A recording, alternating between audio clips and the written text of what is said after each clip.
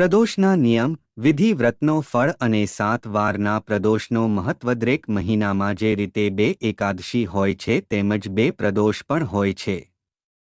ત્રયોદશી પણ તેમજ 2 હોય છે। ત્રયોદશીને પ્રદોષ કહે છે। હિન્દુ ધર્મમાં એકાદશીને વિષ્ણુથી પ્રદોષને શિવથી જોડાયો છે। હકીકતમાં આ બંને જ વ્રતોથી ચંદ્રનો દોષ દૂર હોય છે। પ્રદોષ કથા પ્રદોષને પ્રદોષ કહેવાના પાછળ એક કથા સંકળાયેલી છે। સંક્ષેપમાં આ છે કે ચંદ્રક્ષય રોગ હતો, જેના કારણે તેણે મૃત્યુતુલ્ય કષ્ટ થઈ રહ્યા હતા। ભગવાન શિવને તે દોષનું નિવારણ કરી તેણે ત્રયોદશીના દિવસે ફરી જીવન આપ્યો હતો, તેથી આ દિવસને પ્રદોષ કહેવાયા। પ્રદોષમાં શું ખાવું શું નહીં? પ્રદોષ કાળમાં વ્રતમાં માત્ર લીલા મગનો સેવન કરવો જોઈએ, કારણ કે લીલા મગ પૃથ્વી તત્વ છે અને મંદાગ્નિને શાંત રાખે છે। પ્રદોષ વ્રતમાં લાલ મરચાં, અન્ન, ચોખા અને મીઠું નહીં ખાવું જોઈએ, પણ તમે ફળાકાર કરી શકો છો। પ્રદોષ વ્રતની વિધિ: વ્રતના દિવસે સૂર્યોદયથી પહેલા ઉઠવું, નિત્યકર્મથી પરવારીને સફેદ રંગના કપડાં પહેરવું, પૂજા ઘરને સાફ અને શુદ્ધ કરવું, ગાયના ગોબરથી લીપી મંડપ તૈયાર કરવું, આ મંડપની નીચે 5 જુદા જુદા રંગનો પ્રયોગ કરીને રંગોળી બનાવવી, પછી ઉત્તર પૂર્વ દિશાની તરફ મોઢું કરીને બેસી અને શિવની પૂજા કરવી। આખો દિવસ કોઈ પણ પ્રકારનો અન્ન ગ્રહણ ન કરવું। પ્રદોષ વ્રત ફળ: મહિનામાં 2 પ્રદોષ હોય છે। જુદા જુદા દિવસ પડતા પ્રદોષની મહિલા જુદી જુદી હોય છે, જેમ સોમવારેનો પ્રદોષ, મંગળવારને આવતો પ્રદોષ અને બીજા વારને આવતા પ્રદોષ। બધાનો મહત્વ અને લાભ જુદા જુદા છે।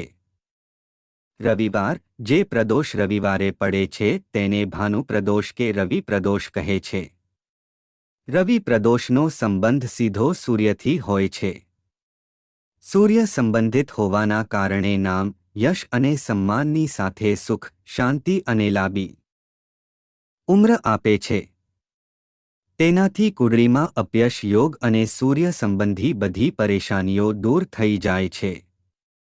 સોમવાર: જે પ્રદોષ સોમવારે પડે છે તેને સોમ પ્રદોષ કહે છે। જેનો ચંદ્ર ખરાબ અસર નાખી રહ્યું છે તો તેમને આ પ્રદોષ જરૂર નિયમપૂર્વક રાખવું જોઈએ, જેનાથી જીવનમાં શાંતિ બની રહેશે। આ વ્રત રાખવાથી ઈચ્છા મુજબ ફળની પ્રાપ્તિ હોય છે। મંગળવાર: મંગળવારે આવતા પ્રદોષને ભીમ પ્રદોષ કહે છે। જેનો મંગળ ખરાબ છે તેને આ દિવસે વ્રત જરૂર રાખવું જોઈએ। આ દિવસે સ્વાસ્થ્ય સંબંધી સમસ્યાઓથી મુક્તિ મળે છે। આ દિવસે પ્રદોષ વ્રત વિધિપૂર્વક કરવાથી કર્જથી છુટકારો મળી જાય છે।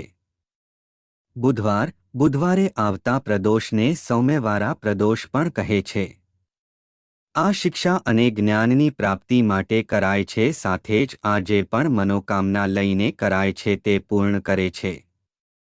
ગુરુવારે: ગુરુવારને આવતા પ્રદોષને ગુરુવારા પ્રદોષ કહે છે। તેનાથી બૃહસ્પતિ ગ્રહ શુભ પ્રભાવ તો આપે છે, સાથે જ તે કરવાથી પિતરોનો આશીર્વાદ પણ મળે છે।